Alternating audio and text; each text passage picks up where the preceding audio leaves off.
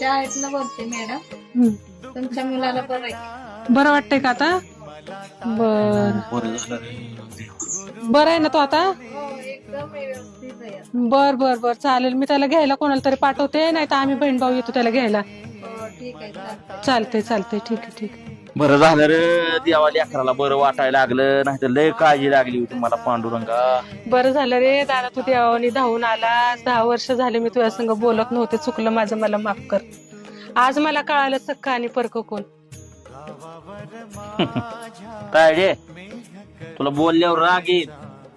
अगं ताई, माझ्या भाचीचं लग्न होतं तवा माझ्या भाची माग कुठला कोण कोणाचा मामा उभा केलता आणि आम्ही ती डोळ्यांनी बघत होतो.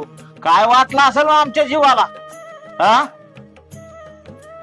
10 वर्ष झालं मला बोलत नव्हतीच, पण आलो का नाही मी तुझ्यासाठी जाऊन हा, रक्ताला